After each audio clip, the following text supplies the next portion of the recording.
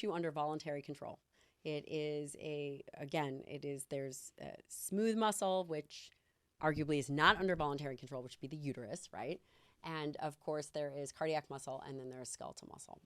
And when I think of muscle, obviously, and many people associate muscle with like exercise and muscle building and breaking down and rebuilding and all of that. You say this really powerful thing, which it's so silly that we don't know this. A lot of dietitians don't even know this, and don't blame them for it. Muscle as an endocrine organ? Tell me about that. Yeah. Muscle, again, this goes back to the original point that we were talking about, that in the health space, in fitness, we think about muscle as it relates to looking at a bikini or exercise, aesthetic, right? Or sport performance. But skeletal muscle is the largest organ system. Whoa. And listen, if you're me, maybe it makes up 40% of your body weight. If you're my husband, who's a former Navy SEAL, maybe it makes up 90%. He looks partially like a gorilla. Or if you're me, we won't calculate it. We don't have to talk about it. Right. But just by pure weight, skeletal muscle as an organ system is going to be your biggest impact for health and wellness. Okay, so what does that mean and why? Contracting skeletal muscle secretes these components called myokines. And myokines are, they're peptides, what we would think of as like a cytokine. We've all heard of interleukin 6, sure, right? of course. The cytokine Yeah. storm, all that stuff. But contracting skeletal muscle, when it secretes these myokines in particular, we'll just hone in on interleukin 6, it travels throughout the body and it interfaces with the immune system. Wow. So it helps dampen some inflammatory responses. It helps direct nutrient utilization. So what does that mean? Carbohydrates, fats. This is very interesting. So it's above and beyond. It's actually what the skeletal muscle is producing above and beyond the actual exercise component, right? Above and beyond the ATP generating activity. And that is really incredible.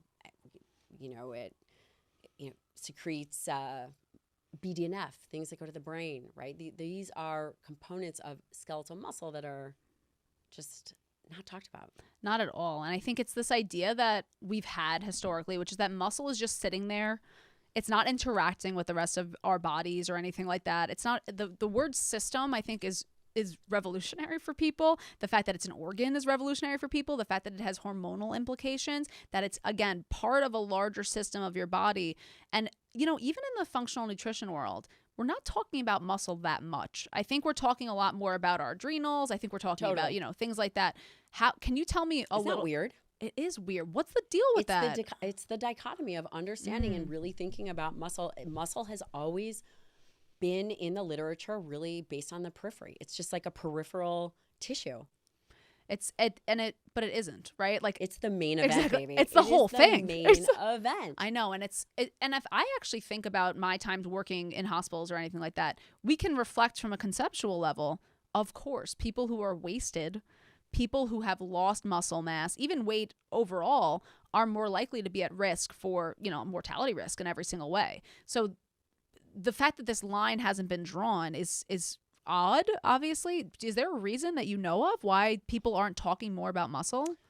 I think that some of the fundamental challenges with medicine is very algorithmic, and the way in which we think about things is, what can we see? What is the problem that we can visually see? And for many people, it's weight. But they don't think about, what is actually under the surface, and what can we do about the weight in which, we're looking at. So I think that it's just perhaps lack of knowledge and really bridging the gap between the two.